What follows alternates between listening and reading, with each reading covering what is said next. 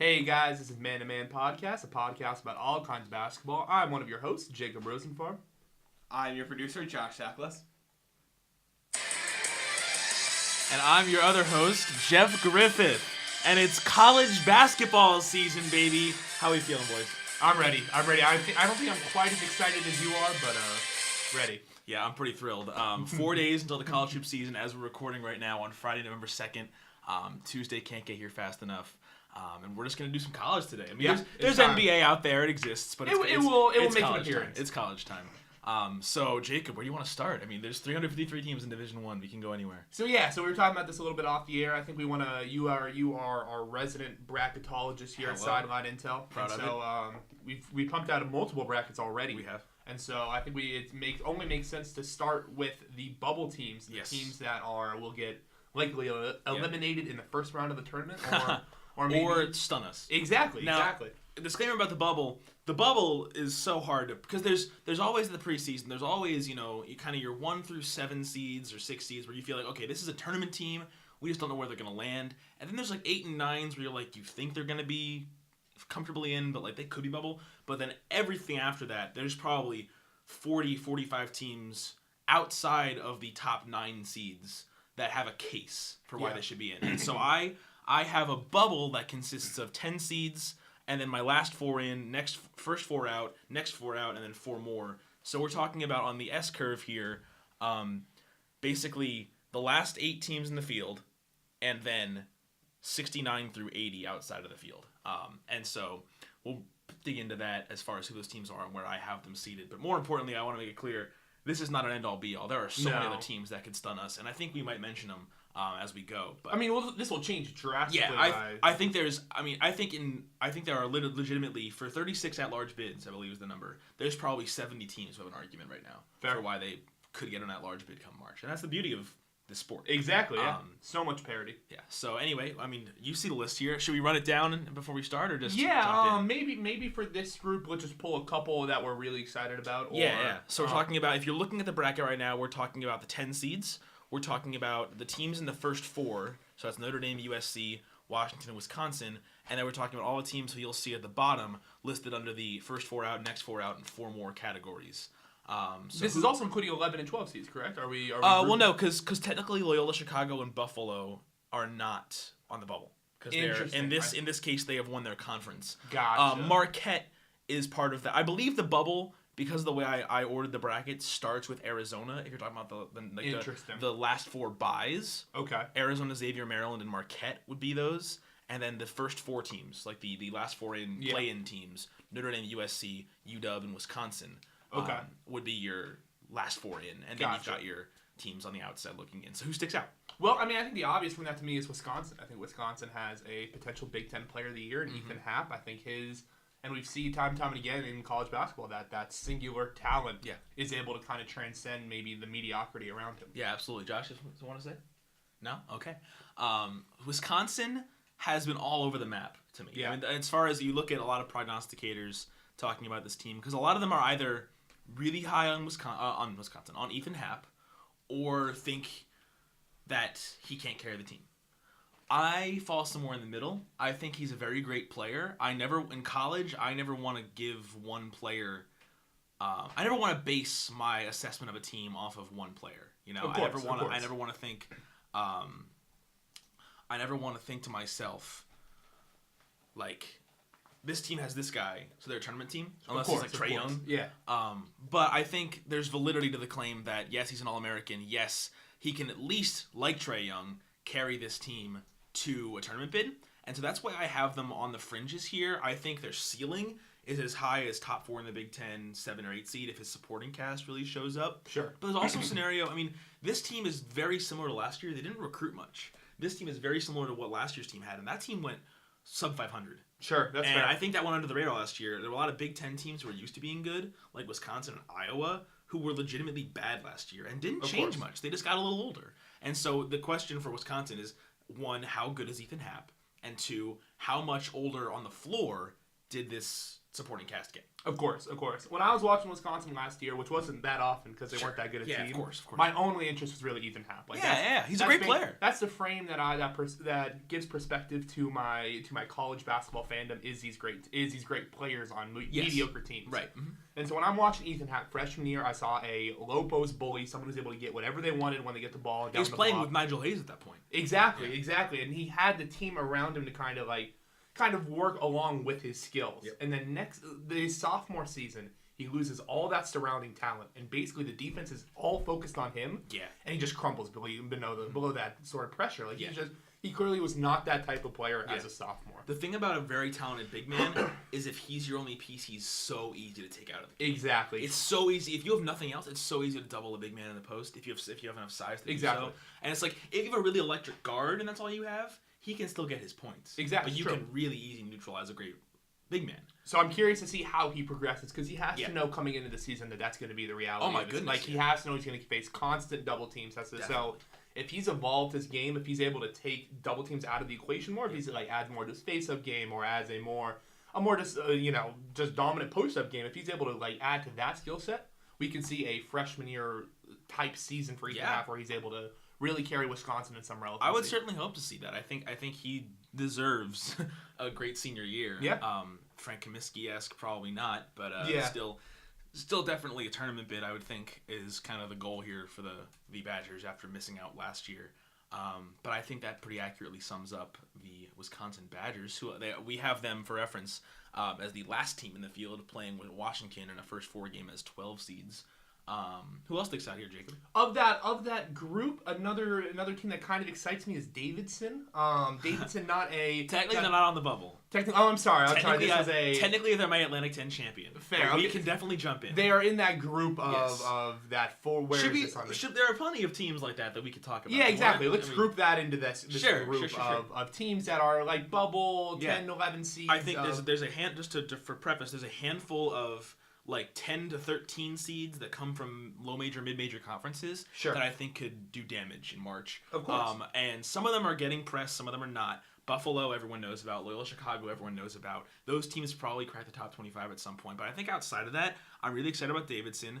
Old Dominion is going to be really good. Really? In a pretty top-heavy CUSA, they'll be competing with Marshall and Western Kentucky. I think any of those teams could really make some noise in March if they win the Conference USA. Sure. I'm high on Old Dominion, but I think any of those three teams. Really? Old Dominion? You could honestly put slash lines here in this spot on the bracket for Old Dominion, Western Kentucky, and Marshall. I think they're all kind of in the same realm. I had a feeling about the Monarchs. So if Western Kentucky keeps Charles Bassey, if Charles Bassey actually plays, that's a whole different of course. And then Penn also falls into that group. South Dakota State's kind of sneaky. Albany could be solid. But I think those five, so Penn, Old Dominion, Davidson, Buffalo, Loyola, Chicago are the teams I have in the field right now that fall into that category. Interesting. A couple other in their conferences, like Davidson's coming out of a group of St. Joe's, Rhode Island, and Bonaventure that I also think are all very good. The A-10 could be a 2 or 3 team league in my opinion if they really separate themselves from the lower portion of the conference. But I'm getting a little sidetracked on the mid majors that I love. Okay. Yeah. But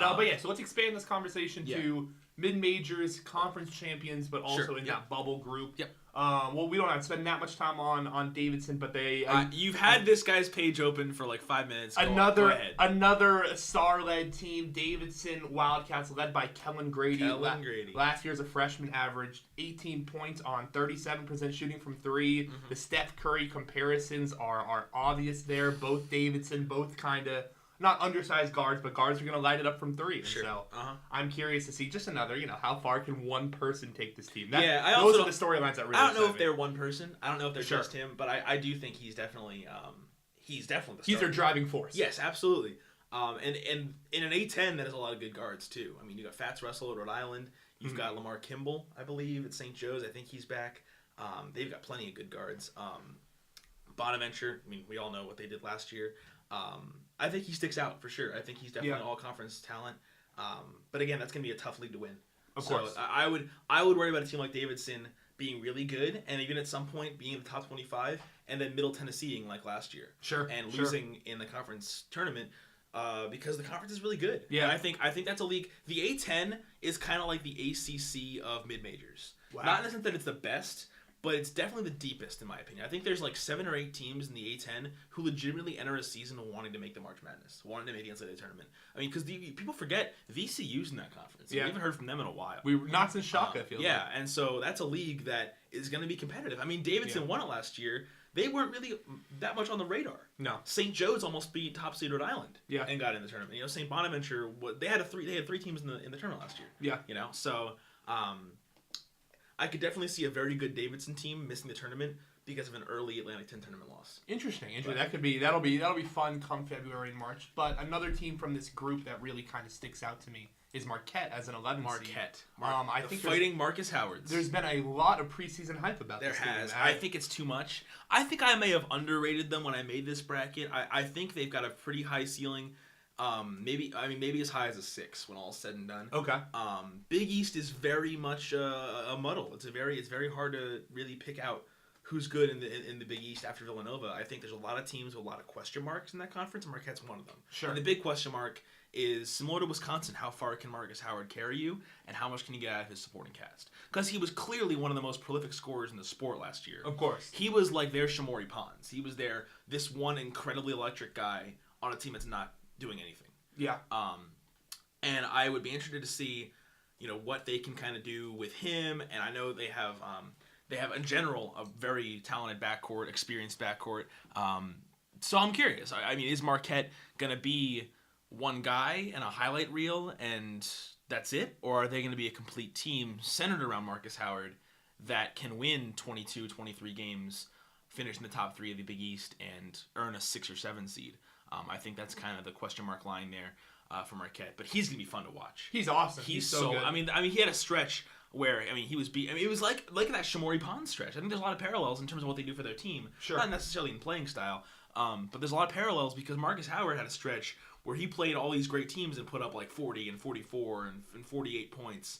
An Arizona native, Marcus Howard. I didn't know that. Yeah. I'm learning that information now. Went to Perry High School. That's almost the entire reason Nico Mannion had them in his top 3. Or really? Top 4, whatever it was. Interesting. Because it was it was top 4 with Duke, Arizona, Villanova, and Marquette. Yeah, exactly. And that's got to be part of the reason. I mean, maybe, but that is it. Why else would a random Arizona player want to go to Marquette? Well, he also only played at Perry for like a year. It looked like he played on Findlay Prep for most of his high school career. So the parallel would make sense. I guess. But point being, that's kind of my Marquette take. Sure. They're one of my. I have a handful of teams that are in my prove it category, and they're and Marquette. I think you're probably more down on Marquette than the average. A little bit, basketball. They need to prove it to me. I mean, in 2 weeks, I could have them as a 7 seed. Sure. If they really look good out of the gates, because I know the talent is there. I've yet to see. They're kind of like, and we might talk about them soon.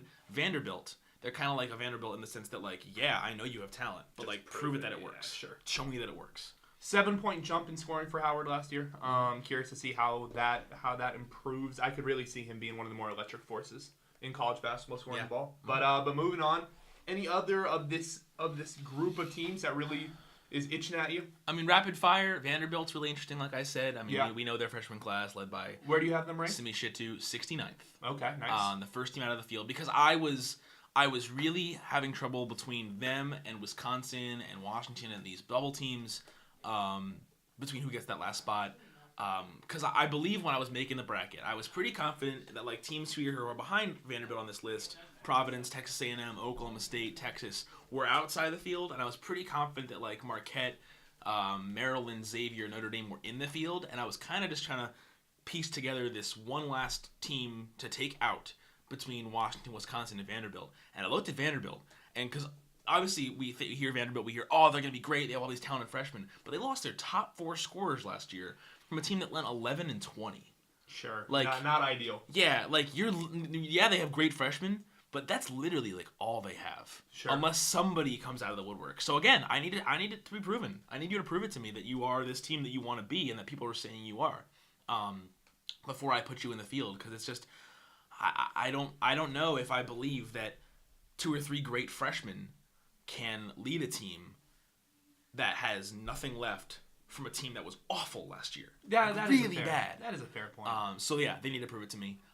Bryce Drew, Yes. compelling coach. Exactly. Yes, I for think sure. there's enough there that are interesting, like these high-profile group of freshmen. Bryce Drew is an interesting. Oh yeah, it's coach. a very interesting storyline. They have weird Yeah. benches. Yeah, no, I'll be watching. I'll be watching Vanderbilt basketball for sure. They have weird benches. Yeah, so Vanderbilt's court is kind of raised, and the benches are like on the off, side, like- on the ends of the court rather than on the side. Yeah, you're like leaning on the court when you sit on your chair, like you're like at eye level with the floor. and it's also behind the basket essentially. It's not on Yeah. the side. Like, Yeah, yeah. It's like every other basketball court is, It's very weirdly designed. It's The stands very- are so far away from It's the court. super strange. It's Yeah. a weird, but it's a weird place to play. And It is. They always talk about how when Kentucky travels to Vanderbilt, that John Calipari's not able to like yell at his players' ears when like they're on defense, like Right. because the bench can be so far away from the action Yeah. that like it kind of takes coaches out of the equation for some parts of the game. It's really weird. It's a weird freaking court. Do you think that's one of the best home court advantages in basketball, in college basketball? I don't know if I'd call it an advantage. That's the thing. Like I don't know if it's an advantage because it's both teams. exactly. You know, both teams have to deal with that. I think an advantage usually comes from the acoustics of an arena and how loud it can get in there. Like Cameron is probably the biggest home court advantage in basketball Wow. because of how small it is and how tightly packed, how much sound gets packed into that arena, and obviously they're crazy fans in general. Yeah. But I think Fog Allen would have something to say about Sure, that. I yeah. think I think there's some that one in terms of just the way that it packs in the sound. Exactly. Because Fog is huge. But Fog, they built it where like the seats are kind of curved up and like everything like bounces back. It's wild. One arena that I feel like gets slept on, but whenever they show it on TV, I'm like, holy crap, that place is big. Is the Dean Dome? The Dean at Dome, UNC. That place looks really fun. Dean Dome looks tight. And Rupp, of course. Purdue Stadium. I'm Mackey. Yeah. I've heard good things about that. I've heard it's really fun place to watch a game. Assembly Hall at Indiana. I've heard is awesome. That's of course, the Dome. I'm never not gonna include the Carrier Dome in this conversation. I read this interesting thing that a lot of basketball this isn't new information to me, but like that most basketball stadiums are built to also accommodate hockey. Yeah. And so thus they have to have bigger tunnels so the players are able to more easily, and by having bigger tunnels that like restricts how close you can make the seating. Sure. But something like Assembly Hall in Indiana, where it's only built for basketball, Right. they have like their tunnels are basically significantly smaller. They like eliminated them in a lot of ways, and so like they can just pack the fans right on top of the court. Is that like what ASU has? Because Wells Fargo is No, not I think built. I think a lot of college teams. I think a lot of college teams have that. See, I don't know if that's true for ASU because I don't know if they knew that they were that they weren't going to have hockey when they built that stadium. Sure. So like their tunnels are still significantly larger there and things of that nature. I think that's generally.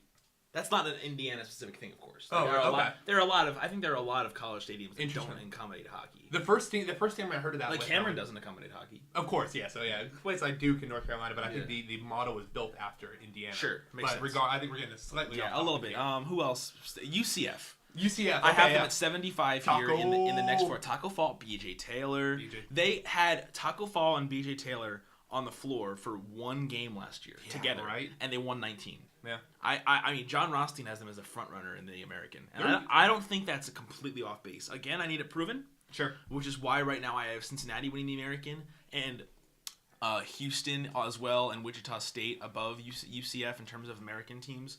But I definitely think that UCF can make a lot of noise. They're going to be compelling. They're going to be interesting. Anytime you have a 7-6 guy on your roster, you're going to create some story. Blanking on head coach Johnny Dawkins. Johnny Dawkins, that's right. Yeah, so they have some interesting pieces there. I like what they're doing at UCF. Definitely, yeah. It should be fun. I think in general UCF athletics, and obviously we all know the football team, but in general they've done. I mean, if you follow them on social media, they have the feel of a Power 5 program in terms of the way they conduct their social, the way they conduct their athletics brand. Yeah. And the football games are exciting. The basketball team is up and coming. And I think that school in general has done a very good job of capitalizing on a lot of areas of growth. Oh my God. I mean, I toured it when I was looking at schools, and I was just really stunned. I mean, I expected UCF to be like this just average, because it's Central Florida. They play in the Orlando, American. baby. You don't have much of a thought of like them being a huge, impressive school, but like they're like the fastest growing university in America. I mean, they're the second biggest university in America behind the Arizona State University. Yes. But yeah, I think that shows itself in athletics, and I think basketball is something that falls under that category that a lot of people don't know about, but I think they will this year. I'm super curious to see how once Johnny Dawkins really lets his.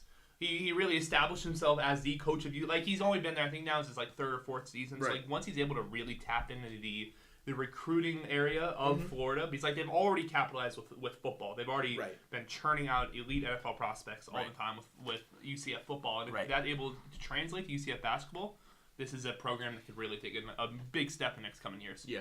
A final team, though, or not the final, but another team I want to talk about that. Let's make this the last one. Okay, I'll make this the last one. I one. don't think there are too many more bubble storylines here. The last team you have listed is Boston College. Yes. And Boston College, I think, shocked a lot of people last year. I think Jerome Robinson, a first-round pick, a lottery pick in this past year's NBA draft, showed a lot to a lot of people, and they still returned the second half of that dynamic duo in Kai Bowman. So why so down on the Eagles? Oh, that's not down. Interesting. That's very up on the Boston College. Really? Yeah, because this is I think one thing we often forget when we go year to year is that we look at on paper, oh, this guy is coming back. Mm-hmm. But you have to look at like what he did as it like from in terms of team success. Like a guy's numbers and like raw stats are great, but you have to look at like what he did with the team. And so BC hasn't been relevant for years. Sure. And I think to be in the tournament conversation is a major step forward for BC, and I think a lot of that is because of Kai Bowman. And he's shown us in the past several years that he can be a pure scorer. He can obviously he was next to Jerome Robinson in that backcourt. But I think he can lead this team. The biggest storyline thing with Boston College is they are 80th on my S-curve, and the 12th team outside of the field, and they are my 12th ACC team listed out of 15. Yeah. And I don't think Wake Forest is that far behind. Sure. Because of their recruiting class, guys like Isaiah Mucius. Sure. Coming in. I legitimately think the biggest storyline with BC here that I think is going to stand out is they're going to contend for a tournament bid, and they might not get it, but only because, and this is the biggest problem with the ACC, Boston College and Wake Forest are very good programs that have really minimal chance to rise because they're just getting squashed by a 10-deep ACC of good basketball teams. I mean, for goodness sake, like Boston College is going to have to play, just on this bracket, 1, 2, 3, 4, 5, 6 teams seeded 7th or higher. Jeez, yeah. Like, come on. Like, the possibility of Boston College winning 9 ACC games is almost impossible. That is a really good point. That's got to play into their tournament bid, though, right? Like, well, that's the thing. They're going to look at it and they're going to say, okay, you guys have played 7 teams that we think are top 10 seeds in the tournament. Right. And we understand that you lost half of them. Right. Well, they aren't. That's the thing. They aren't going to win half. There's no way they win 9. There's no way they go 500 in the ACC because you have to win 9 games. Yeah. And we're talking about a team like Boston College who could probably be middle tier in like a Big Ten, but they're going to be like bottom 4 in the ACC. And the problem for them is they're going to have an incredible strength of schedule, but you have to win those games. Sure, you have to win at least 8. And in past years, I think last year, Boston College Boston College has played in that opening round of the ACC tournament pretty much every year, at least the past 5. Just because they're always decent, but they're always going to be 7-11 last year, despite being 19-16 overall. They got the 12th spot in the ACC. But that was a good team. Sure, they picked off some teams, but Boston College won't be a tournament team until we stop referring to their wins as picking teams off. And every year it feels like they get a couple wins against Georgia Tech or Wake Forest, and then they shock Duke and maybe Miami, and then they've got 5 or 6 wins, and then they're not in the tournament. And so Boston College and Wake Forest are the teams in the ACC to me, because there's 8 or 9 teams who I definitely think make it out of the ACC. Yeah. And then there's like Notre Dame and kind of Miami and NC State that I'm still a little questionable on, but I think they're in. And those are your top 11. Sure. And then BC and Wake, to me, have an argument on paper, but the thought of them winning enough games to capitalize going to be tough. Is upsettingly way too tall of a task. That is a really good point. I wouldn't be stunned if they make it, but I don't think they will. I don't think they can win that many games. Because I think we're going to look back on BC and Wake as teams that we're going to remember these seasons for, man, they were in a lot of games. Sure. And if they'd won them, they would have been tournament teams. I can get like a lot of like 5-point, 8-point, like Clemson 2 years ago, how they missed the tournament and they lost like 12 games by a combined 40 points. And you don't think, Jeff, that's my question, because you don't think the committee that's deciding this tournament is going to look at these games so closely and Absolutely say not. they lost them by 5 points. No. And if they were playing a worse team, if they were in a little bit of a worse conference, they would have won those games, no question. That's not going to get them in. As true as that is, that's not going to get them in because at the end of the day, you have to prove it with wins. You have to beat teams. You know, like we can't sit here. We can't sit here and with 353 Division I teams that all want to be in the tournament. We can't sit here and split hairs with, well, you lost by 5 and this team beat other lesser teams by 3. Like at the end of the day, you have to win. You know, they're gonna look at, okay, who'd you beat, who'd you lose to? What are your metrics? What's your net? What's your KenPom? And those numbers might favor BC or Wake Forest. But at the end of the day, if you're looking at a team that's got a top 30 SOS, maybe a top 60 RPI, but is 18-14 with a 6-12 ACC record, that is not a tournament team. No, not ideal. Yeah, it is. It is. I'd love to see Kai Bowman in the tournament. I'd love to see Isaiah Mucius at Wake Forest in the tournament. But at the end of the day, I don't think they will. So that's kind of my wrap up on the bubble here. Yeah, sounds good. ACC is super deep, but its 12th and 13th teams are going to get super It's unlucky. going to push teams out. It's going to push this bottom tier of the ACC out of it. I do think this year's ACC matches the record for most teams out of one conference with the 2011 Big East, which was the best conference ever. That's ridiculous. 11 teams, I believe 9 of them were seeded 6th or better. Unreal. 9. Unreal. That's and their ridiculous. 9 seed in the Big East tournament won it all. Won Yeah, the entire national that championship. UConn team. Yeah. That's insane. So that conference was incredible. 11 teams out of one conference, and no one had to play a playing game. That's I don't think we'll ever see that again. I'm going to be honest. We'll come close this year with the we come ACC. close, At the but very least, I think the ACC sends 9 or 10, and maybe one's in a playing game. Okay. And I think that team is probably Notre Dame. But, yeah, so that's kind of my bubble take and my ACC take for this section of the preview. But cool. I think probably the people have learned much more about BC than they anticipated for this podcast. Yeah. 26 minutes on the bubble. That's just what we do. That's here what I'm talking. That's my kind of podcast. Moving on. Let's group in this now, like 6 seed to 9 seed. Yeah, range. the nice seeds. Exactly, the nice seeds. What are some teams? I think an obvious one. I think we have a very Arizona State centric podcast here in terms of our fan base, and you have them currently listed as an 8 seed. Tell me why. ASU intrigues me. I think a lot of people see that. So when I'm researching a bracket, and when I was doing preseason research, a lot of what I had to base off, because I don't know all these teams perfectly well, nobody does. Yeah. But I think a lot of what I had to base my research off of was basically who did they lose, who did they bring in, and what did they do last year. Because they're really the only things you can truly look at, unless you want to spend hours and hours delving into each team and how they're going to use these players and what the numbers are. So, at the end of the day, the metrics we have when we're researching 60, 70, 80, 90 teams are who do you have, what did they do last year, and what did you lose, what did you bring in, etc. So basically, the construction of your roster.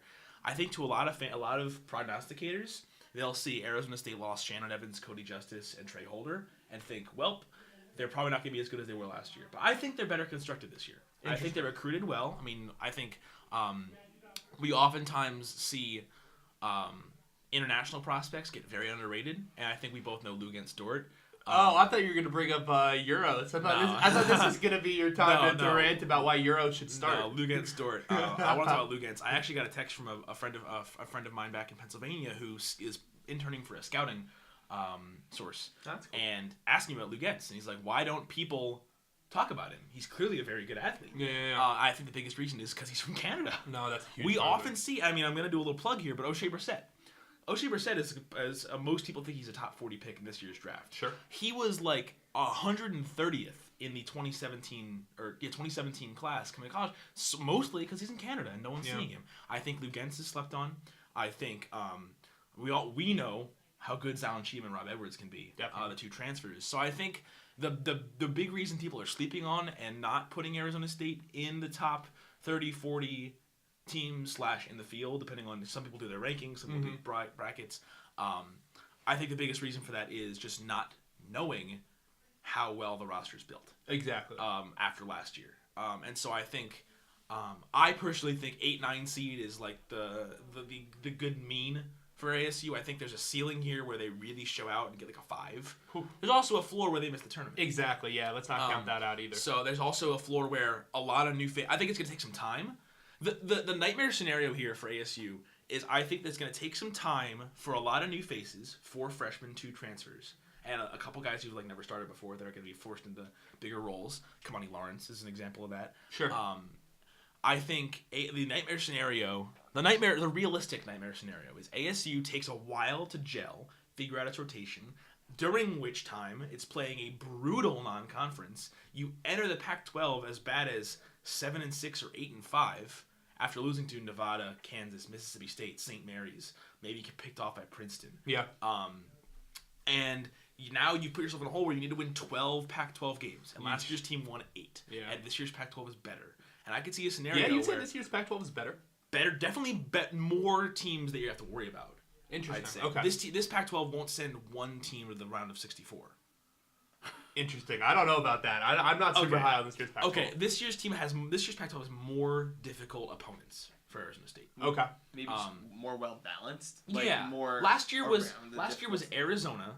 Yeah. UCLA was okay. USC was okay, and that was pretty much it. Stanford was okay. Washington was competitive. Stanford was not that good. Stanford was okay. Stanford was competitive, but they weren't sniffing a tournament. Sure, but they were still we're talking national relevance here. Okay, I guess. There was one team that was really good. There were 3 that were on the bubble, and then there was nothing. Okay, fair. This year has none that are really good, 1 that's pretty good, 3 that are like just above the bubble, and maybe 1 or 2 that are just off the bubble. Interesting. Colorado and Utah. Yeah. And so I think there's more competition here where it's going to be. I don't think they'll be as bad as 8 and 10 in the Pac-12, but 12 wins would be hard. 12 wins, and I think you need that if you start 8 and 5. Yeah.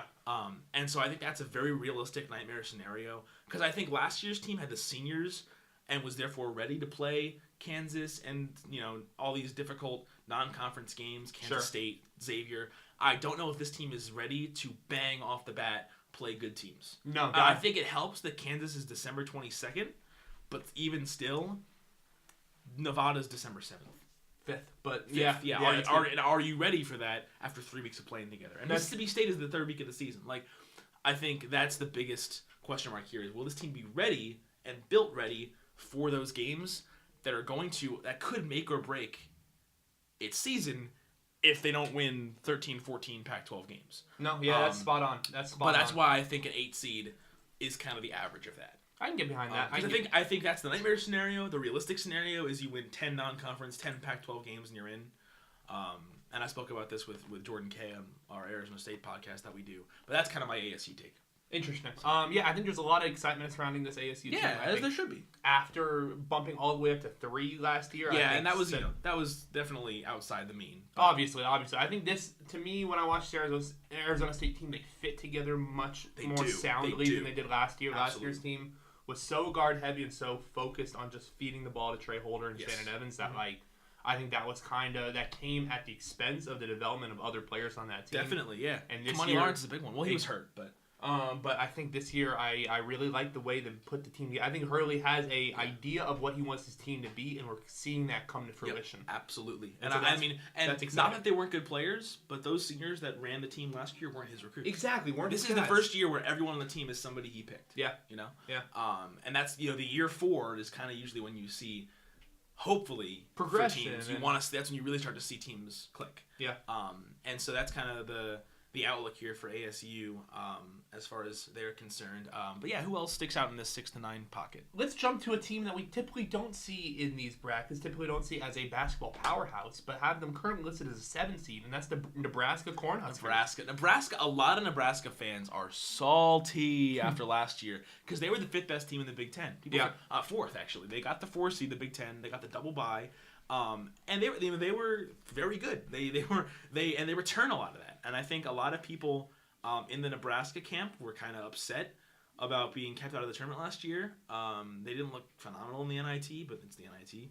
Not a lot of standouts on that roster, but I think they're a team that plays well together, and they showed that in last year's late season push towards kind of the bubble and trying to push to that cut line. The thing that kept them out was not winning a single Big Ten tournament game. So I think they've definitely got experience, and they've got experience coming back from a year where they were that close. Yeah, I think those are usually teams kind of like a TCU last year where you see things click because you see a lot of guys return from a team that was right there. Yeah, a lot of seniors on this team. I think they take that next step this year. A lot of seniors on this team. That's super. In a weak Big Ten. Exactly. In a weak Big Ten, a lot of seniors. James Palmer Jr. Someone I vaguely remember now. Now that I bring it up a lot of these old names, that's something. Right. Glenn Watson Jr. There's some intriguing seniors on this team, and I think that's a huge part of what you're looking for these typically non-dominant basketball programs. I feel like that you're looking for these senior-laden teams. You're looking for players who are bound to take that next step as they kind of age out of college basketball. Yeah, I mean, we're looking at the numbers right now, and the top 4 scorers on this team all are back. Yeah. That's always a good sign. That's a great sign. That's always a great sign. No matter how good or bad you were last year, anytime you return, basically, right there, bang, bang, just between 4 players, you're returning more than half of your production. Yeah. That's always a great sign in college basketball. Exactly. Because those guys have played together, they're getting older, and they get another chance to kind of be your core. And so I think this is a year where Nebraska can kind of take advantage of that in a weaker Big Ten for sure. Yeah, we should have had the Big Ten conversation at some point, but this feels like a down year to end all that. Like this feels like the worst year of the Big Ten in a while. It feels like a very wide open Big Ten. I don't think it's particularly bad. I just don't think there's a clear favorite, and I don't think there's a lot of teams who are really out of the conversation. I think I think 1 through 10 or 11 are all in a group where you could see them breaking out to a 4 seed or missing the tournament. But except Michigan State. Who's the best? I guess Michigan State's the best team in this guess? conference. Yeah. I don't know. What's there really? But Michigan's good. Michigan State's good. I don't know. No one in the Big Ten right now jumps out at me. But I think they all will be competitive. It's going to be a conference where I think a 12 or 13 team could win the conference. That being said, who it's going to be is really wide open. There are teams I didn't even mention on this bracket that I think have an argument. I think Minnesota is talented enough. I think Illinois is sneaky. But I think when it comes down to it, I believe the tournament teams I have out of the Big Ten are MSU, Purdue, Ohio State, Indiana, Michigan, Nebraska, Wisconsin, and Maryland. And I think those are all after Michigan State, Purdue, and Michigan, and Ohio State, the whole rest of the Big Ten is really gray. Sure. So that's kind of my thinking there for the Big Ten. Interesting. Moving on to some other teams in this nice region, as we're calling it. Two pretty high profile programs. Brought in 2 top 10 recruits for this season. They're following a kind of similar trajectory, and that is your Indiana Hoosiers and your LSU Tigers. The Indiana Hoosiers. Did you just call LSU like a top tier basketball program? Top tier program in terms of national recognition and football. In terms of this is a football program who still gains relevancy in their basketball program because of their football program. Okay, I was gonna say. Well, you're gonna try to tell me LSU is a top tier basketball program historically. I'm gonna laugh in your face. Okay, okay, that's not that crazy. Okay, in terms of putting out some good talent, sure. In terms of winning, of course, but we can say that for all these teams. In terms of national relevancy, to me matters more. As long as you're in the national conversation, you are still a. But are they? Yes, when you consistently bring in the talent they have. You keep yourself in the national conversation. Consistently. Yeah, man. They have been bringing in top light talent since the 60s. Pistol Pete Maravich, Shaquille O'Neal, and then this year Naz Reid. They have brought in 3 players since the 60s. Okay, got it. I could go into more detail, but I wanted to just expand it from LSU's history. It. Yes, LSU and Indiana. LSU is obviously Naz Reid. I want to say Emmett Williams. Is the other recruit, and then obviously Trey Waters. Yeah. That's kind of your core. Very, very young. I think those 3 players are talented enough in kind of a wide open SEC to win enough games to be a tournament team. I think Naz Reid obviously is a great player. He's athletic. Awesome. He's big. 6'10", just point center basically. Yeah, he's gonna be fun. He looks everything like your typical bruising center, and then you watch him handle the ball, and he's like, oh man, this guy's tight. Watching him and Trey Waters kind of 1-2 punch it as a guard. He's from Asbury Park, New Jersey. He is. He went to Roselle. Oof. That is I want to say 30 minutes from where I'm from. So. Wow. Yeah. You believe it or not? Right there. Believe it or not, New Jersey's a quality basketball factory. New A Jersey. lot of people don't know that. There's a lot of good programs there. Roselle Catholic, Trenton Catholic, St. Joe's Metuchen. I feel like do people not know that New Jersey? Because I definitely think of New Jersey in grouped with that New York kind of basketball hive of I know, and this is my West Coast bias. But what I think of East Coast powerhouse, I group New York and New Jersey in this metropolitan area. I'm gonna tell you now, you're wrong. Okay. Because New Jersey and Philly are grouped together with the great prospects. Really? Yes. Okay, I think if you asked Malachi Richardson, who went to Trenton Catholic, what non-New Jersey city do you connect with? He's saying Philly 20 times out of 10. That's fascinating. Wait, so Jeff, when did Malachi Richardson go to Trenton Catholic? 2015? 2015? I called the Trenton Catholic game in 2015. Hey, wow. Josh Zachless. Yeah.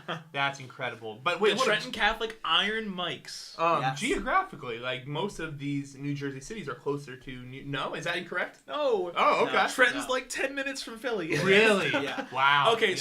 So Pennsylvania and New Jersey border each other the entire way. And New York City touches the top right corner of Jersey. Interesting. Yes. Okay, well this like is New Jersey and Pennsylvania share an entire border. This has been an interesting geography lesson here on Man to Man. Yes. But now I know. So. Now often I will say South Jersey goes to Philly and North Jersey goes to New York. Interesting. But a lot of these central-ish Jersey, which does exist, Central Jersey. Yeah. Central Jersey programs often are tied into that Philly basketball scene. Interesting. And New York, Philly, New Jersey often kind of go as this one big basketball scene. I mean, Philadelphia and New York every year play a series of they play each other. I think it's called All City Classic or something like that. And all the best freshmen, sophomores, juniors, and seniors each play each other. Sure. Always a lot of fun. Yeah, that's a thing. A great prospect in these two metro areas. But yeah, long way to say. Naz Reid comes from New Jersey, which is near Pennsylvania and New York. That was a really worthwhile discussion. Yeah, I'm glad we spent airtime dedicated to that. But back to LSU, they have some really exciting players, highlighted by this top 10 prospect Naz Reid. But they have enough supporting cast, I think, more than we've seen typically from these one and done factories. Yep, absolutely. And then you mentioned Indiana. Obviously, pretty much everything hinges on Romeo Langford here.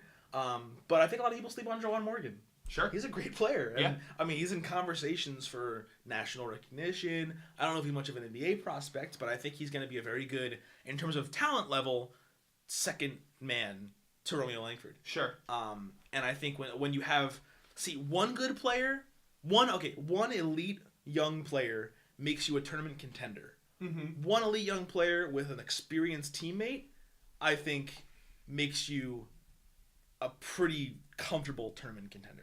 Sure. I don't think anyone right now outside of the top 2 or 3 seeds is a lock. Of course not. Yeah. But I think when you're entering the season with a player or the freshman of Romeo Langford's caliber and an upperclassman of Jawan Morgan's caliber, that's enough to say we're a tournament contender. Okay. That's where I stand on Indiana, and that's why they're a 9 seed. Because there's not much else. No. But those 2 pieces are good enough to me to say, okay, yeah, they are in the conversation, and they're better than a lot of these teams who are prove-it-to-me teams, as I mentioned before. For sure. Yeah, I can't wait for either of these teams. I think both these teams are going to be super exciting. These are, like we talked both about. 9 seeds, if anybody is curious. Both 9 seeds, both aesthetically pleasing uniforms. When I group, when I think of Indiana over LSU for sure.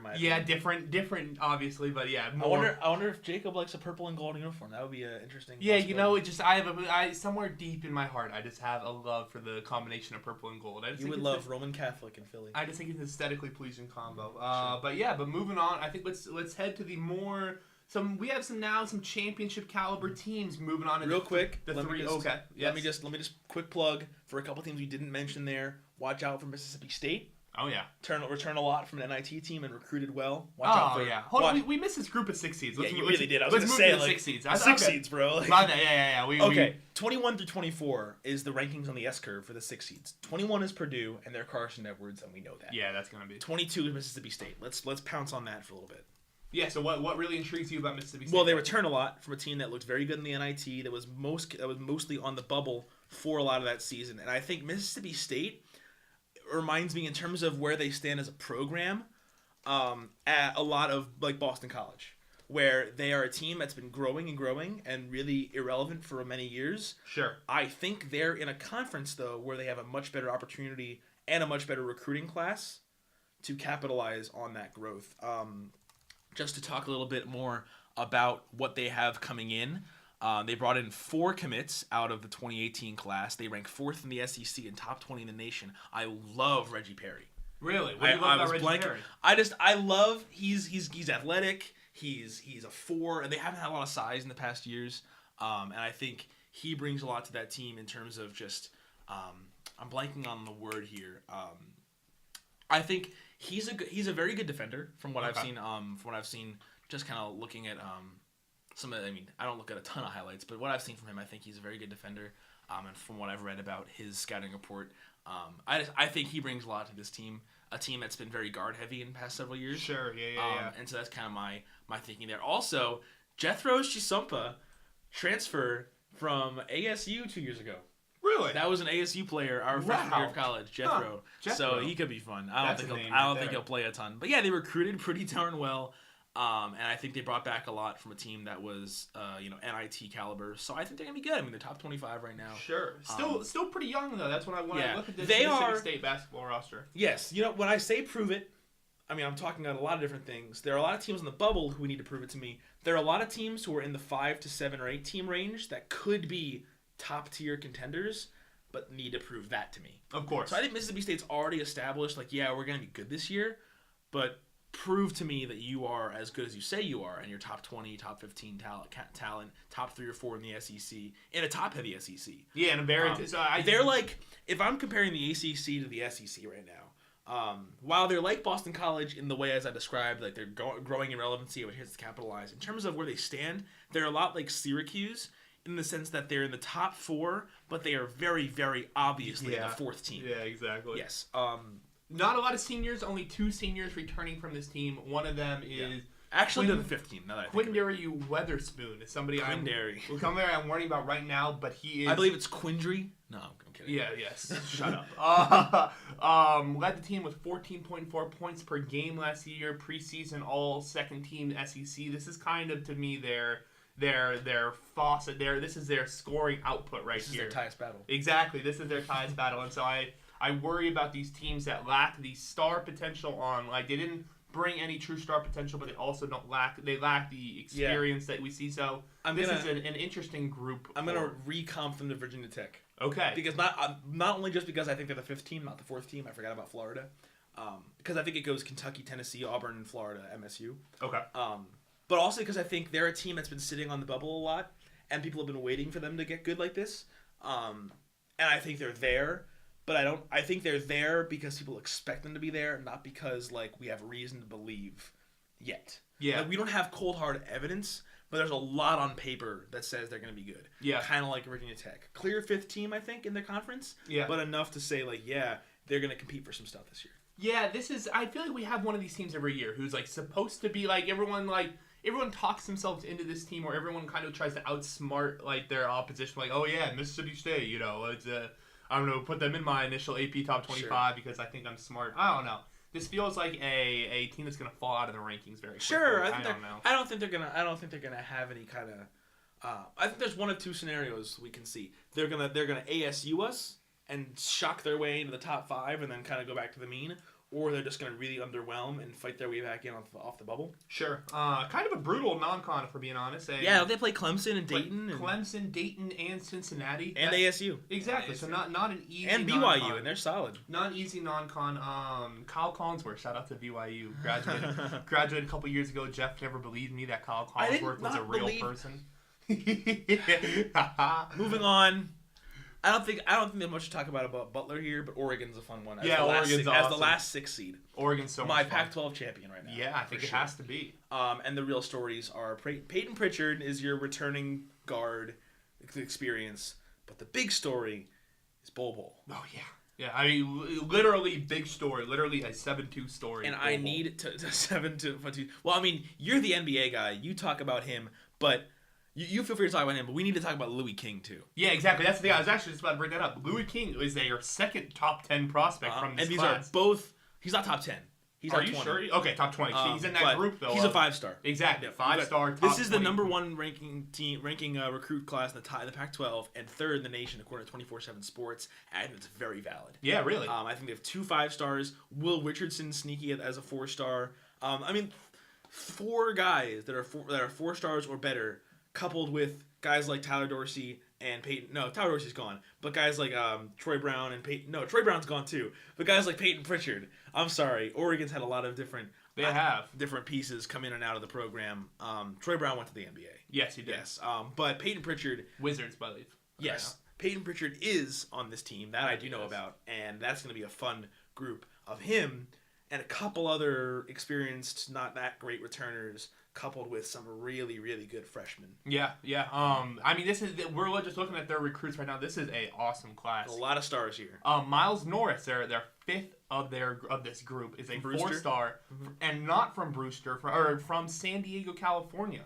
I don't know if that's an error or he transferred in his senior season. Yeah, he went to Brewster Academy as a senior. But this is a guy who dominated San Diego basketball for the first 3 years of his career. Are you positive he went to Brewster for his final year? I mean, it says it there. I understand that, but like this is a guy who I know for a fact dominated San Diego basketball for a while. So anywho, this is a pretty stacked recruiting class for Oregon, the likes of which we rarely see for a Pac-12 team outside of U of A. Yeah. Like, the fact that another Pac-12 team is pulling in this type of recruits says a lot, I think, about where this program is headed and what kind of damage they could do in the country as a whole. Well, I'm looking through. Oregon's had top 25 recruiting classes each of the last 5 years. Wow. So they're there. They're there. They do not feel... Okay, correct me if I'm wrong. That surprises me. They haven't done a lot with it. That's the big thing. Wow. They've been to some tournaments. They went to the one Final Four. Dylan Brooks' class and Jordan Bell kind of started this. The Long Beach Poly? That's cool. Yeah, they kind of started this rise. When they brought in guys like Jordan Bell, Dylan Brooks, Casey Benson, that was kind of the beginning. Sure. Yeah. But I think Oregon's always kind of been there.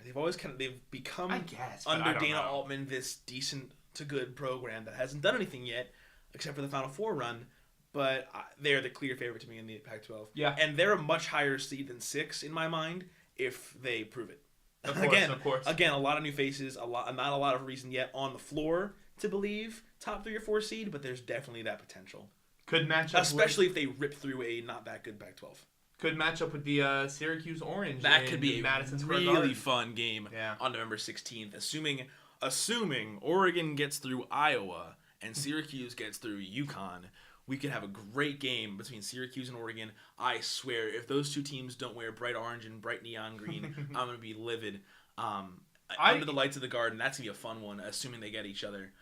In their non-con, I'm not seeing a game Oregon should lose. Like, maybe going to Houston, but, like, besides that, like, I'm not really sure where they lose in their non-conference.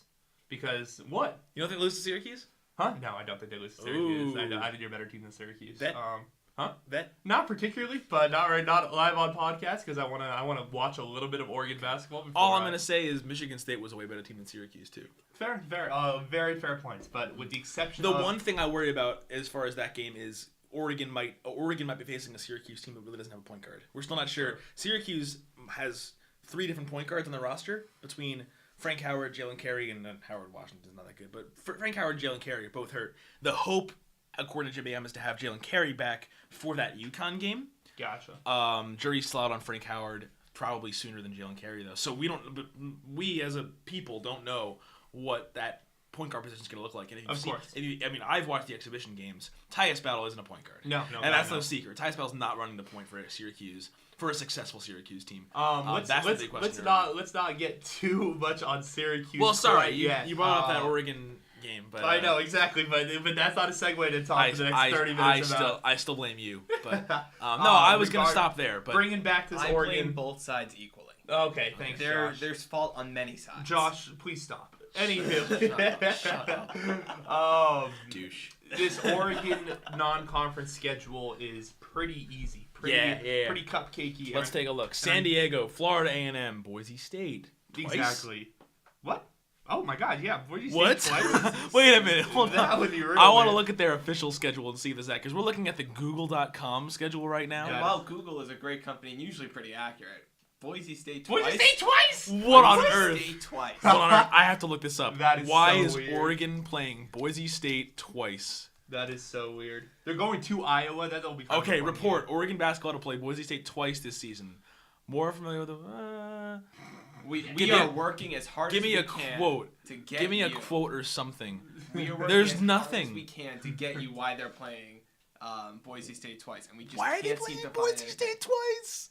That's incredible. That is and incredible. within 2 weeks of each other. Yeah. One in Eugene, one in Boise. I bet they split those. No way. Oregon sweeps. Oregon sweeps. A decent Baylor team on the road. A good Houston team on the road. Yeah. Good is good. Might be I like- would bet money Oregon drops one or two of these. just by pure, just by. But pure on paper, averages. if you take each game in its own vacuum, they should win all of them. Exactly, and so this Oregon team is feisty. to say And the they're least. but then they start. Oh my goodness, they start the Pac-12 with Oregon State, and then UCLA, USC, Arizona, ASU, Washington. They play the entire top 5 of the Pac-12 back to back to back to back to back, Jeez, yeah. and then they play none of them again until they play them all in a row again in late February. So they bookend their Pac-12 schedule with the best 5 teams in the conference. I like it. That's gonna be fun. It's a strategy. That's gonna be fun. I mean, I'm sure they didn't plan that, but because you don't write your own chart out conference your schedule, yeah. but if they had, this would have. I think it is interesting though that 4 of the 6 best teams in the conference are in the same pods. So Arizona and ASU, you're always going to play them back to back. UCLA and USC, you're always going to play them back to back. So right there, you're always playing 2 good teams in a weekend, unless you go to the Bay Area. Yeah. So Pac-12 is going to be fun this year. But moving on, I think is there anything else from this nice region as we're calling it that really 6 to 9? No, I don't think so. Okay, moving on then to the 3 through 5 seeds. These are some real. Now I think we're getting into true championship contenders. Yeah, definitely. I think these are teams that True that out, even well, if the it- true outside shots, the 3 to 5s, I think. I guess, but like right now, they're outside shots, but like I feel very confident saying at least 2 or 3 of these teams are going to jump their way into the top 10 at some point this season and So be the in team- a legit national title. Right. So the teams in the 3 to 5 seed range are rapid fire: Tennessee, Michigan State, Auburn, Michigan, Syracuse, West Virginia, Virginia Tech, Kansas State, TCU, Clemson, Ohio State, and Florida. Which ones of those are you saying really stick out as national title contenders, or at least Final Four contenders? I mean, it's hard not to just pull from the threes because like that is kind of the obvious here. But like obviously Tennessee is super good. I love what they're doing. I love what Auburn's doing. And then kind of in the 5 seed range, I think Clemson's spicy. Clemson's doing enough that they're gonna not obviously national title. Yeah. But you can't tell me that this isn't a team that couldn't get hot come March and make a Final we talk Four about run. the fact that they're the 6th ACC team here and they're a 5 seed. I know that's ridiculous. That's absolutely insane. I think the one thing about my 4s and 5s, I think all of them are good on paper. I think all of them could really fall below expectations. Yeah. All of those 4s and 5s are none of them are without question marks, for sure. Your group of 4, Syracuse, West Virginia, Virginia Tech, and Kansas State seems super volatile to me. Like I don't think any 4 of those teams will end up as 4s, and when it comes said and done, They're either gonna be 1 to 3s or like 7 to 10s. Bingo. I don't think either of those teams just does okay. Like not okay, but like for teams of that caliber with that amount of talent, a 4 seed is just like an average season for them. Right. Like, now, they'd be like, okay, that's where they expect them to be. Yeah. I just think the teams they composed, none of them are all very like average. Like they're all going to go to an extreme. Yeah. It's kind of what it feels like. I could see that for all these teams. I think the one I'm most scared about is Kansas State in terms of them really not being good. Yeah. I think the huge reason people have them as high as they do is solely because they returned the entire Elite 8 team. Interesting. But people forget that Elite 8 team sucked in the regular season. They were not good, and they made the Elite 8 because their region kind of blew up in their faces. They beat Kentucky. Congrats. You also beat UMBC, and I don't even remember who they beat in the Sweet 16. Oh, no, they beat UMBC and Kentucky, where they're 2 games outside of the first round. Their first round game was an 8-9 game. I'm totally blank on who the 8 seed was. But basically, you beat an 8 seed, a 16 seed, and a 5 to get to the Elite 8. And a lot of people, and my thing is, you made the Elite 8, and that's impressive. But if we're looking at your entire season and what your team did from start to finish, those 3 wins, I always say like this. If we want to talk about a season and what it means for this year, like, this is you return your whole team. What does that team do last year? You can't just say they made the Elite 8. You have to include those games they played in March on the same way. You have to look at them the same way you would as a regular season game. And I think 3 wins over UMBC, Kentucky, and Creighton would do very, very little for your resume on the entire season. Sure. All fair. So that's why I worry about Kansas State. I think similar concerns lie with Syracuse, but they also recruited very well. Definitely true. And similar story where they return everything from a team that wasn't great but exceeded expectations in March. Yeah. And so I think similar story there where you've got a couple of really good players on both teams. Could be really good if those guys light up and the supporting cast exceeds expectations.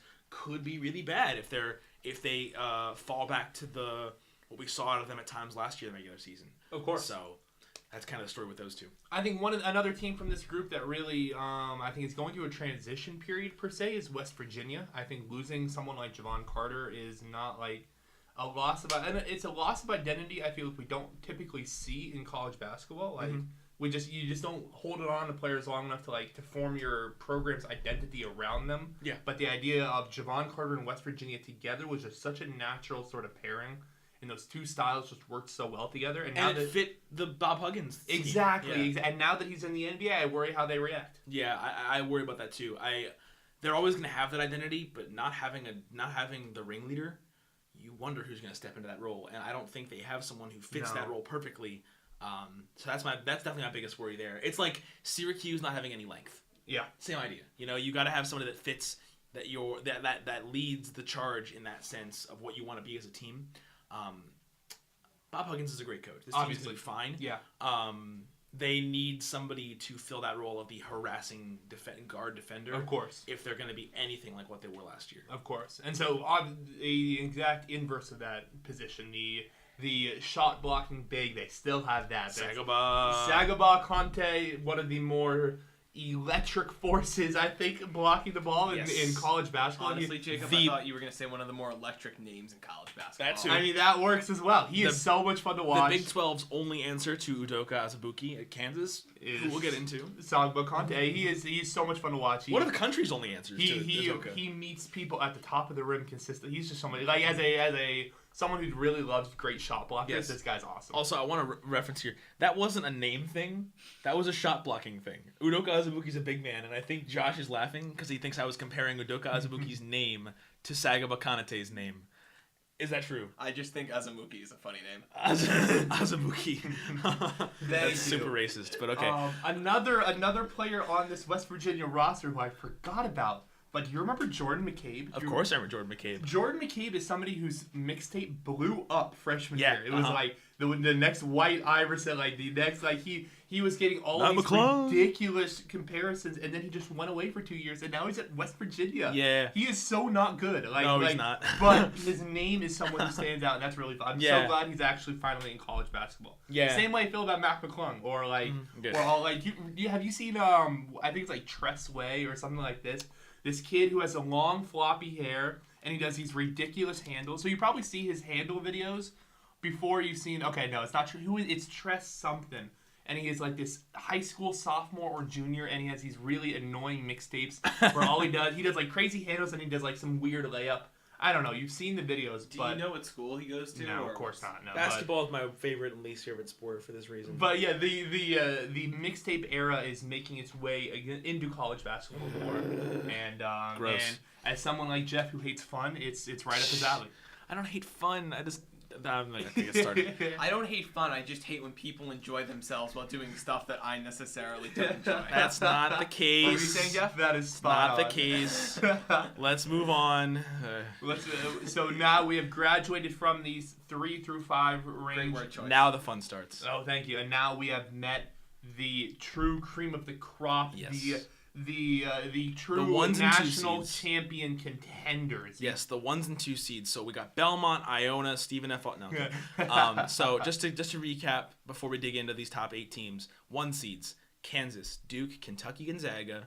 2 seeds, UNC, Virginia, Villanova, Nevada. I think the first conversation that's going to be had right now, and I know it's on the tip of Jacob's tongue, is Jacob thinks that Virginia and Villanova are better than where I have them. Okay, so right now, if you told me I could have the 1 seeds or for their championship odds or the 2 seeds, I'm taking the 2 seeds without a doubt. Wow. No, it's not even, honestly, not even that close to me. We had this brief conversation 2 weeks ago on Man to Man when talking mostly about NBA and then going into college briefly when we kind of previewed the college preview.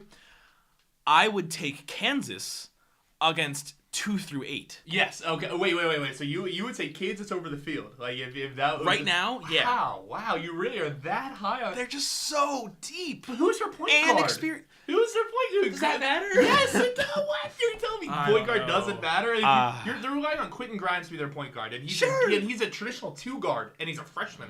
Like that's their team. I don't know. I love Kansas. Kansas is awesome. Sylvia D'Souza's going to be great, and the pieces they brought back are awesome. But I don't know, man. Their team composition doesn't really excite me as much as the other teams on this list. Sure. I don't know about the. I feel like we overrate team composition in college. Okay. Interesting. When you have a certain amount of talent, like, and depth, I guess. and a coach like Bill Self who knows how to use these guys, like, far worse teams and worse constructed teams have been this good at Kansas. I guess. Have been very good at Kansas. I just don't know if they are Like, this worthy. year's team is better than last year's, and they got a 1 seed last year. I know. Went to the Final Four. Yes, but that team also had Devontae Graham. Got worked by Villanova. Of course, but that was a team that made more sense all fitting together. Like maybe they guess. lacked that traditional like 3. That was a real piece they were missing last year. But this is a team that had great guards and great big men. Okay. And that those fit together typically more better than I think what we're going to see from this Kansas team, who's a bunch of ball dominant guards slashing forwards, and they have a couple nice bigs, but like with Gerald Vick, Quentin Grimes, Sylvia D'Souza, they're all going to want the ball in their hands. They're all going to want to do stuff with it. Sure. And there's only one basketball. Sure. Not a lot of people know that. There's only one basketball. So now tell me, you love these 2 seeds. I do. I freaking love these 2 seeds. Which one's cutting down the nets? What of these 2 seeds? Virginia. Virginia makes the most sense to me. Why? I'm not getting scared off by the UMBC crap that was last year. That was a weird. This is still a team that returns DeAndre Hunter, Kyle Guy, and still is the best coach in America. What a Whoa! guy. Yeah, I said it. No, you're wrong. Yeah, I said it. You're Tony so Bennett, wrong. best coach in America. You're so wrong. No, baby. Tony Okay, Bennett. okay. Not Virginia even top 5. Cavaliers. Not even top 5. Wow, Hold on. that's more offensive than what I said. No, Josh, it's I want to say, not. that is more offensive. Not calling Tony Bennett You're a top talking 5. about a guy who's won what? How many games has Tony Bennett won? Tony Bennett career record Virginia. Let's find out. Tony Bennett has won. Give me a result. Come on. He's won 288 games. Yes. And you're telling me he's better than guys who've won 900. Yes. You need to give me more of a sample size. Okay. I'm sorry, he is not there. He hasn't even been to a Final Four. He's not better than Coach K. And Okay. he's not better than I will give you Boeheim. Okay. Team players or coaches that haven't beat Coach K, Boeheim, Bill Self, and Coach K, Boeheim. Bill Self, and Jay Roy Wright. Williams. Roy Williams was the 4th. I was Jay Wright. and I put in Tony Bennett 5th. Jay Wright's. No, I guess. Okay, which one's won championships? Jay Wright might be 5th. Yeah. Okay, so now you realize that your take is worth Tony mine. Bennett is a top 7 coach of the guy. He is a more elite coach than Says the guy who just said that Nah. my take of him not being top 5 was more offensive than him being number 1. Lawyered! Lawyered. What? I won. Jeff won the argument. Tony Bennett is a criminally underrated coach, and he will lead the Virginia Cavaliers to a championship. Tony Bennett is a criminally overrated coach. And you know why I'm saying that? Why? Because you just said he's the best I did. coach I in the did just say country, he's and good. he's never been to a Final Four. Okay, obviously there was a tad bit of hyperbole there. Jeff's riled up, baby. That's what we're This getting. is fun. But Tony Bennett is the obviously there's the cream of the crop. There's these Yes, old he's guys in that tier. Oh, well, here's my point though. There's the old guys who've put up Yes. numbers, put up the Him and Jay Wright are the future. I'll give Exactly. you that. So they are Jay- the future. Jay But Wright is- until of course. Self, K, Boeheim, Williams retire, they are not top 3 coaches. Oh, okay, fair. They're I Hall of almost- Famers with titles. I almost think of them in a different group though. That group of just old curmudgeon guys who are like just great Yeah. coaches. They're but just like always there. they're Great Jewish word, by the way. curmudgeon. Thank you. As an adjective. That's a different term. That's a different group to me. Sure. So like, okay, obviously Tony Bennett is not a better coach than Coach K. But when you are putting together coaches that are kind of going to exceed or overshoot their expectations, I'm rarely going to see a Coach K team overshoot expectations. yeah, of course. But a Virginia team, I could definitely see that. That's fair. And that's why Tony Bennett's the best coach in America. He's not. I just proved you wrong. You just agree with me that you were wrong. You just in the past 5 minutes, you've gone from Tony Bennett is the best to Tony Bennett is the 5th to Tony Bennett is the 7th to Tony Bennett is the 5th. Yeah, then back to Tony Bennett's the first. It's a full circle here, Jeff. No. Obviously, yes. Like I just said, he's not the toast man. And Brett Brown is the best coach in the NBA. Coach K, the old guys are obviously going to be there. Yes. But I still have so much faith in Tony Bennett. And I'll always say that Tony Bennett and Jay Wright are the future of coaching. I worry that people are discounting this Virginia team because of that one loss. Like, if you really look back at the UMBC Virginia's loss, becoming Arizona. In the sense that people have this stigma that they can't win in March. That they're Oh, always going to be that good. part, yeah. That they're always going to be good, but can't win in March. Well, you know who also that stigma applied to? Villanova. That's true. You know, so I think this idea of a perception changes so quickly. Sure, of course. And I I think think win 2 games in March, and everyone thinks you're good again. I think that's what's going to happen this year with Virginia. I guess think we'll see. After a horrific season, or not season, obviously not season defining, or obviously season defining, but program defining loss to a 16 seed. I think this is a huge bounce back year, and I think they win it all. They're a fun team to watch. According to KenPom, they're the slowest team in college basketball. They're the slowest team, but they also just think of the natural talent on this team. Kyle Guy as a junior is going to be awesome. Yeah, like, he's all ACC for sure. DeAndre Hunter is an all ACC type player. I mean, they have Philly guy. They have such good talent. I don't know. I love what Virginia's doing. And I don't know. I can't wait to see them. Sure. Tony Bennett. Yeah. I don't think they're cutting down the nets. I think I think they're losing to Lehigh in the first round. Shut up. But if they can get past Lehigh, they've got a shot. Okay, I was really thinking about it with this UMBC game. Jarius Lyles was probably the best player on that court. Absolutely. He was the most NBA ready, and Yeah. he was the most talented on that court. Absolutely. And how many times can you say that for a 16 seed beating a 1 seed? No, you're absolutely even right. playing 1 seed. So I think I'm so curious to see how this kind of reframes the entire national perspective around Virginia, because I could totally see them just sliding under the radar until March comes, and then as like a 2 or 3 seed, just running the table and cutting down the nets come March in Minnesota. Sure. Do we want to talk Duke, Kentucky, Gonzaga, UNC, Nova, Nevada? Of course. All right, which one?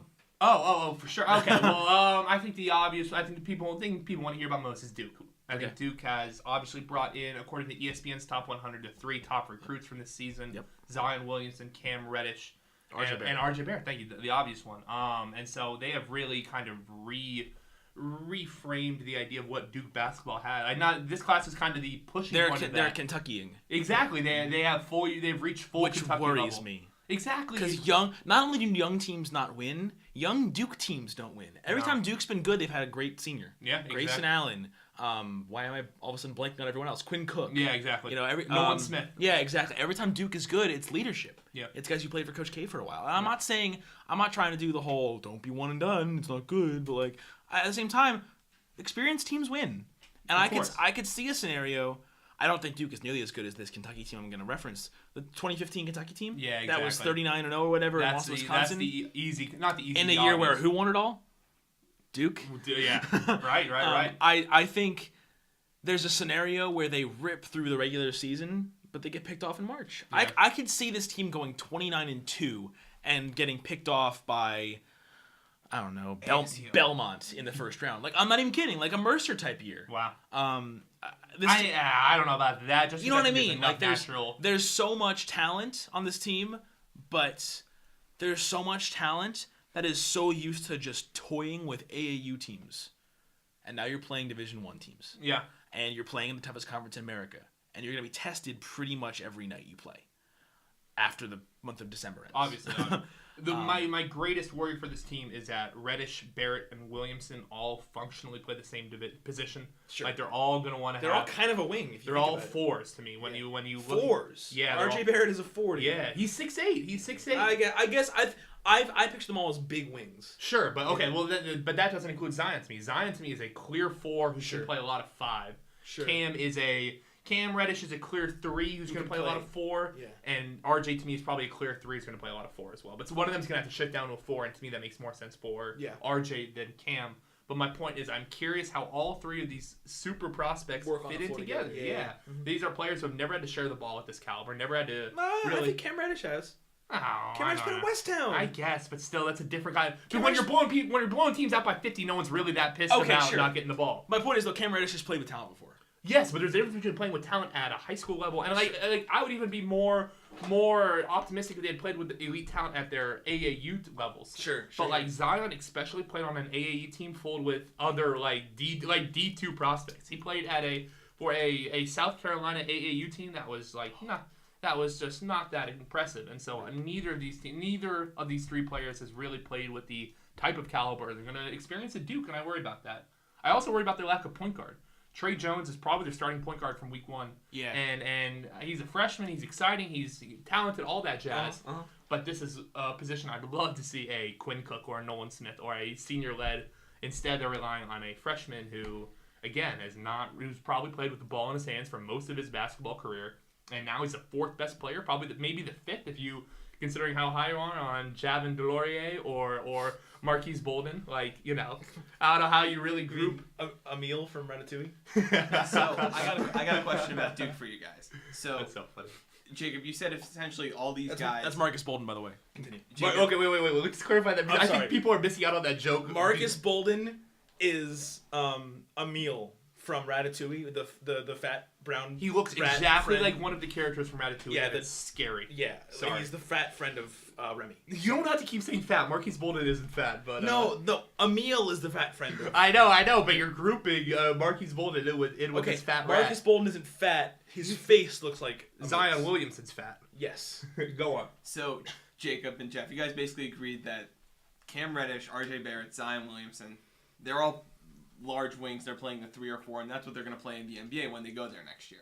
Maybe. So I think Cam and RJ could play some 2 sure. in the NBA. Do you think this experience of, okay, we have to share the ball now because we're with elite talent is going to better prepare them for the NBA? Because a lot of time, this super team has never happened before in college basketball with the 1, 2, and 3 commits. This super freshman team has never happened Uh, to this degree. I think we're But counting this out is some not old. No. This is. I'm not saying. I'm disagreeing with you on this. I agree that no one's ever had the top 3 recruits before, but a team. There's not much difference between number 3 and number 8 in a recruiting class, and I think teams have had 3 or 4 top 10, 15 recruits, and that's comparable to this team. 2011-12 Kentucky's good. 2014-15 Kentucky is better. And I'll pull that one up right now. I mean, this 2011-2012 Kentucky team had Anthony Davis, Michael Kidd-Gilchrist, and Marquise Teague, who were all top 10 pick. Like, this is... Okay, this Kentucky team had 3 5-stars and 2 4-stars. Yeah. That's, Jamal Murray, Isaiah Briscoe, Scala BCA. Isaac Humphries was a 4-star? What is this? On top of a team before that 2014 is the better team. I'm sorry. 2014 team was the one that... 2014 class was the one that came in and went undefeated. That's Carl Towns, Trey Lyles, Tyler Ulis, Devin Booker, who were 5, 12, 19, and 22, and all 5-stars. That's for Sure. That's incredible. These guys are 1, 2, 3. Yeah, so, but that's... Okay, 1, 2, 3 only on ESPN. Okay, on you're 24/7 has him as like 1, 3, and 5. I think. Your ranking where you stand cannot be compared to another year. Like the number 5 guy in 2019 and the number 5 guy in 2015 could be completely different players. When you're comparing classes, you have to compare things like overall rating, how the players fit together, who they are. Like ranking, because it's all relative to the class you're in, is not what you're comparing. Yeah. It's incredible that they got 3 top 5 commits, but I think it's comparable to this class because these players are just as good as we know. Do you think, and I guess maybe I didn't phrase my question well, but what kind of effect do you see this having, a positive or negative effect on these guys? NBA features? Yeah, versus just, positive. Undoubtedly positive, for Yes, sure. Absolutely positive. Playing with players of this caliber only should help you going forward. And Absolutely. These are learning experiences that I honestly I wish a lot of top prospects learned before they got to the NBA, because I think a lot of them still enter with, I'm the best, I've been the best my entire life, and I'm going to get the ball as a rookie. It's good for guys to have that experience, Darius Baisley. But I worry about how that affects this current Duke team. Sure. And so having them as the second best team in the country, I think that comes to bite you. I don't think they're the best. I don't think they're. Yeah. I don't. If I was a betting man, I don't think they finish as a 1 seed. Okay. I think they have enough internal struggles that they climb. Okay, I think they're probably playing in an ACC is tough. Exactly, playing in an ACC when you're that young. There's going to be some turmoil. There's going to be some questions about if you put them in Kentucky's SEC that year, they're undefeated. Yeah. But if you put them in this ACC, they probably lose at least 5 games. I mean, the fact that one of Cam Reddish, Zion Williamson, and RJ Barrett is going to establish himself as the number 3 guy on that team is legit worrisome for one of those players' like long-term futures. Yeah, for sure. But yeah, so let's talk more about these. I think we have time for 1 or 2 more teams. Gonzaga, I think, is a 1 seed that that's the one you want to talk about. I mean, okay, it's the most surprising of the 1 seeds. Am I incorrect? Yeah. What surprised you about them? Why are they at 1 seed? Well, I think the thing about Gonzaga is Gonzaga's always either one of two things. They're always either good enough to win 30 games in a very terrible schedule, or not good enough to where they're going to win 27 games and be a bubble team.